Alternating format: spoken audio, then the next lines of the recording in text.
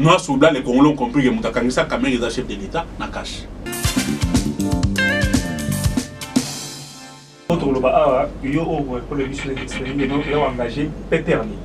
Oui, mais je suis communicateur du PPRD, du FCC. La consultation,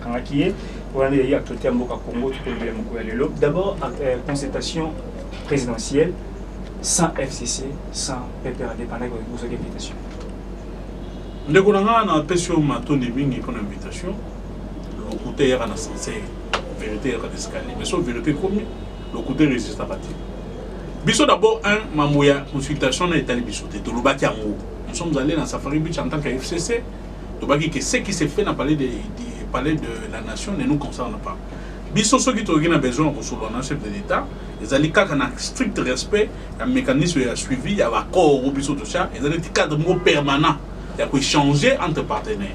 En dehors, il y a cadre ce qui se faisait là-bas était le biso. Chef de l'État Ayamba, Bangwalima, Ayamba, Bacheke, Ayamba, Maman Marichère, Ayamba Bawewa était le biso. Et ils allaient dans libre conviction, il peut continuer. Maintenant, biso en tant que FCC, biso en tant que peuple, Trozelani, en consultation. Trozelani le côté. Parce que la logique est là. Nous sommes en train de faire mais toujours dans le cadre de la dictature. Dans le cadre de la parti unique, parti État. Oyo, ceux qui ont lobby makambo yo, aux hôtels et makambo, aux salles monté, comme on est allé boloko, baka ezali, Henri Magie, akangamaki, papier au kata. Moninga nanga yense po atanga comme maman oyo yo maman ozoki mbongo bakanga ye lobby Barnabé fo albaki ke lobby kutu na zokamu abete olemu lobby ke akuliambuma to koma na sujet to koma bakangi toujours la consultation donc consultation toujours là elo au mon côté vous avez le chef de l'État a remarqué le blocage après 2 ans blocage vous avez FCC est bloqué ma sur des ans soyons sérieux FCC est bloqué nini nous sommes intellectuels réfléchissons en tant qu'intellectuels tous un programme commun de gestion en boucle bande qu'on a biso ya cash chef de l'État a biso projet na ye moko oye la biso de bloquer ça quitté ce que FCC a bloqué mais déplacement budgétaire récemment la présidence de la République 14 000%.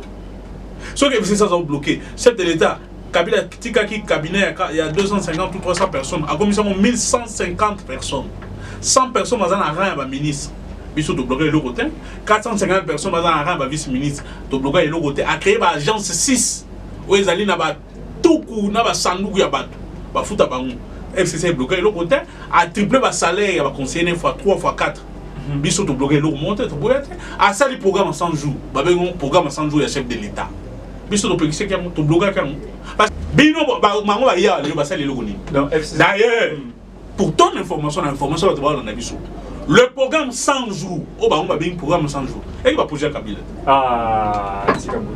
mais je te donne l'information tous les programmes 100 jours banana maison préfabriquée banana nini comment on appelle ça saut de mouton banzel ozo sala c'était le projet de Kabila ezalaki na ba étude et bango aye ba zuyo ngo ba sala na lolenge ba sala ilaki c'est le projet de Kabila ils n'ont pas amené un projet Kabo yana Kabo ba biso projet à 100 jours ba projet na biso projet ya Kabila tika il faut ton soda ndako et tout ça bango aye ba mener ngo na cadre ya programme na ngo ba sala programme à 100 jours qu'est-ce qu'ils ont amené en termes d'idées en termes de projets ils attendent. Mais vous trouvez qu'il y a un projet commun, c'est projet. Non, mais quand c'est Tokenaki, moi la lodge, si comme on a dit, maître nageur, Kabouna, Matagi, cheval Malaliboso. Tout ça, on a des programmes communs pour nous la lodge. Tout ça, les programmes communs, il y a un mois. Babon, on a tiroir. Babon, on a tiroir, mais c'est le programme à 100 jours à chef de l'État. 1,6 milliard, ils ont un compte à l'État. Et qui n'est tout 500 millions d'unions, c'est un programme à 100 jours. Moi aussi, tu as un déficit. Les autres, tu as un déficit à Makassi. C'est-à-dire, tu as vivre dans le monde, maille photo fouta. Ils ont ébélé par rapport aux autres côtés. Parce que mobilisation, recette exacte. Ministre de Finance, la goule, la première ministre, la ministre de Budget. Baké pour ça, la mobilisation à recette, rappelle les troupes dans Kasumale, ça Lubumbashi. Tu sois bloqué, il dépêche. Ba bloquer ba on ba kinete. Bon réalité zoki. Kabila. Mais au Kabou ezo gang, il faut pas foutre banσίνα, monsieur. Toi tu crois que c'est là le magicien? azana misapi ambongo so beti boy pas mbongo efungwami to bloquer le ronini basali yango basali ba passation de marché de gré à gré respecter ba normes à la matière te biso to bloquer te basali ba ndako so de mouton ils ont respecté ba principe ya urbanisation te to bloquer ki yango te ba ke to ngoma ndako kuna na camp church basali betu du sol te biso to bloquer ki eloko boko te. Ça c'est vraiment besoin. Mais oui, d'ailleurs, programme 100 jours, 500 millions Bimaki. La République était en train de saigner sur le plan de finances publiques. Dans la sauvé qui a membre FCC. C'est là, la boule, il a sauvé la République. Ministre à finance, ministre à finance, Negorangaï. Alors, il a pu dire autant, mon solo autant pour la sauce de mouton, sauce de mouton, je m'attendais. On n'a pas la raté. On n'a pas la justice. Abeti si mboula ya somme on a qui chasse à mon coloana. Manzanza nyos wa chela de muto et longwe neti maputo bakanga ba toilette ya banini ya basimanda kwana to monde ki ba so de muto nyos et logo salimentaire les chefs de l'état après sur instruction par vice premier ministre et ministre ya justice ba ayebisa ba procurer ba font enquête dans dossier à 100 jours. Ça c'est la cour qui a sauvé la République. Non, mais c'est lui qui a fait que les Vital Kamerhe soient arrêtés, c'est le chef de l'État. C'est lui qui a donné l'ordre. La ministre, vice-premier ministre et ministre de la Justice a instruit le procureur, va formuler le dossier, il y a un dossier 100 jours. Ce n'est pas le FCC. Et puis, ce qui est rose au Malobanaï, le FCC et ça l'a dit que Bakanga Kamerhe. Bon, directeur de cabinet. Vital Kamerhe, il est directeur de cabinet chef de l'État. FCC est chef de l'État qui rend visite et pas directeur de cabinet. Merci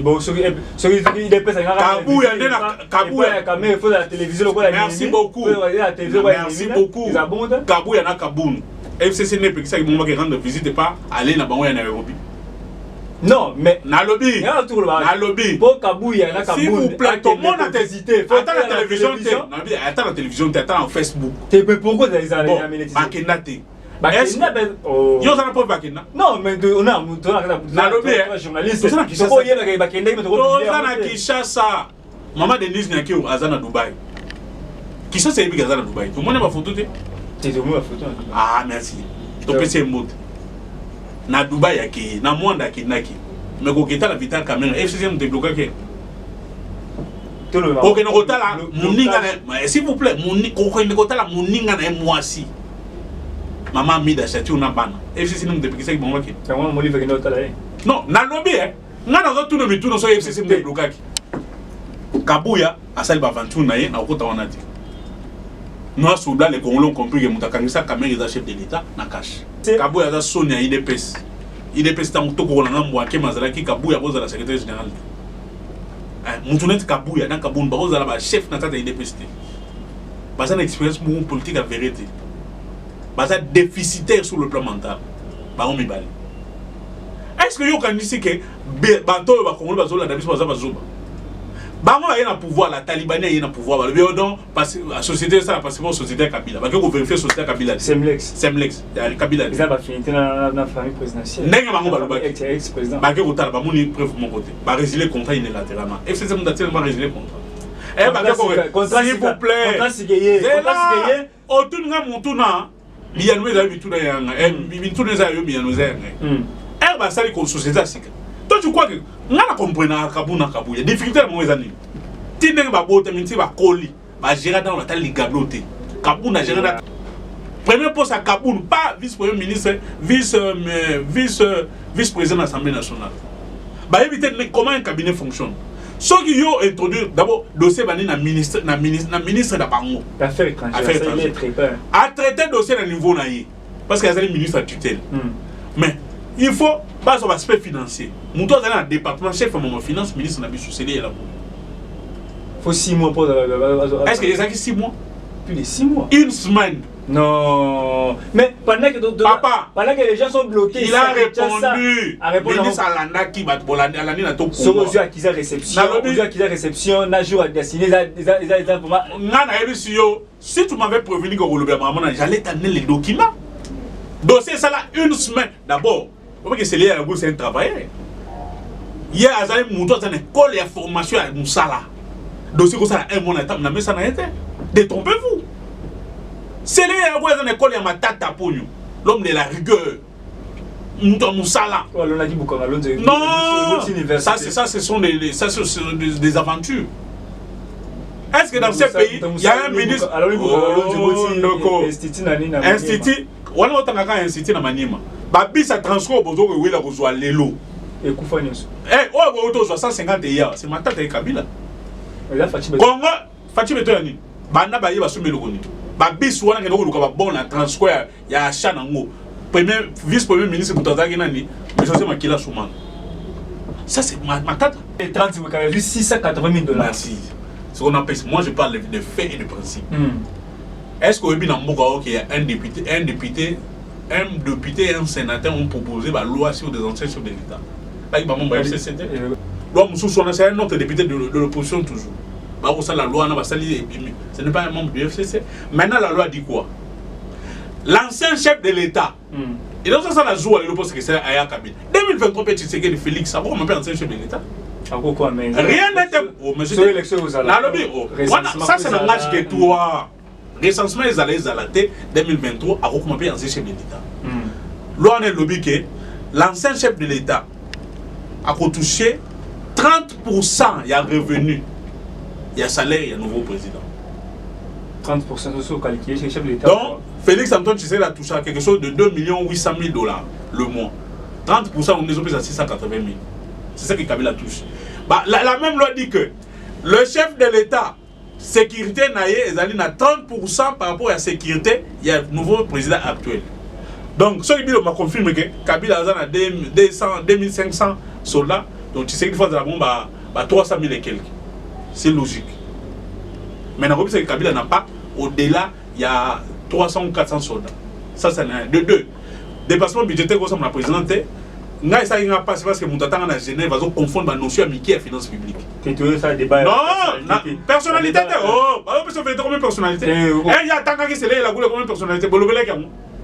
C'est là, il y a le goût, il y a tant que c'est là, parce que l'île budgétaire, ils ont alloué dans l'ancien chef de l'État, ils ont la présidence, ils ont affecté dans le ministère du budget. Donc, dépassement, ils ont parce que Kabila a Soudan. Autant. Le dépassement va s'augmenter parce que Kabila aura 680 000 $. Dépassement est parce que le chef de l'État a 70 voyages. Attaque à Miss, le japonais a été. La compte à 70 voyages. Dépassement est parce que conseiller a 20 millions de $, 20 millions de francs, on a 80 millions. Le dépassement est parce que le cabinet chef de l'État a 250, 300 personnes et comme il a 1150 personnes. Parce qu'il y a 6 agents. Les gars, à présent, c'est ça que nous pouvons passer. À la semaine, c'est un dépassement. Premier ministre, c'est un dépassement. Bien moi, c'est là le ministère, c'est un dépassement. Bon, le bilan, c'est pour nous. Et là, ça n'a pas parce que Bissou va congolais ton effort au Tangat. Kabila a sali 18 ans, beaucoup dépassement budgétaire dans la présidence, c'est toujours le 3%. Et il va la péter.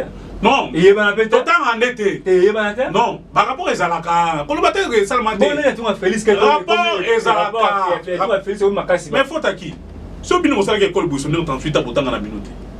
Bissou tu regardes autant tout c'est sacrifié pour jeunesse c'est tout autant. Faut à et ça faut de la bissoter. Kabila a fait 18 ans dans ce pays, rapport dépassement budgétaire que tout le 3% de la présidence. Dépassement est interdit, mais ça a de 3% à 14 000% T. Sans justification. Toi, il y a la Covid, tu vas voyager, tu es mort et point. Tony Mengi, consultation est Sili. Il n'y aura ni coalition, ni cohabitation. Déclaration à Cameroun, maître Niger. Ah, on n'a pas ce temps. Ce sont des personnes zélées autour du chef de l'État. Bateau, on a chef de l'État dans la distraction par moi. Kabouya, Kaboum. Parce que le problème, ils ont. Ça va fort, hein? Pour le retour, mais nous autres, parce que nous autres, nous sommes et on a bien un fan d'analyse à temps pour attendre à Kabouya. Ce sont des éléments absorbants. Basé le mot Baxana Nani Nangate. Yom doctrine que soit Kaboun. Voilà, c'est une passe-temps. Bazo 17 chefs de l'État, problème, ils n'ont jamais géré. Kabouya, Kaboun et tout ça, ils n'ont jamais géré. Bazo comprendre notion, sensibilité à gestion de la chose publique. Quand tu fais une déclaration, toi tu es au cadre, ce qui cadre d'un parti. Il n'y aura ni coalition, ni cohabitation. C'est quoi ton Kénéwa? Union sacrée. Union sacrée par rapport à la Constitution. Sous bassement, juridique, il y a une union sacrée. Tout le monde. Merci. Union sacrée, Kabou yana Kabou union sacrée, nature juridique dans les alliés, nini. Et c'est sur base de quel article la Constitution? Le FCC va dire contre l'union sacrée. Puisque nous allons contre le monde, c'est quelque chose, c'est de l'utopie en français. Et ça rêve. Nous allons contre le monde. Sauf que ça, on va faire la sous-bassement juridique. Maintenant, on reste dans les textes, nous avons un accord que nous avons signé.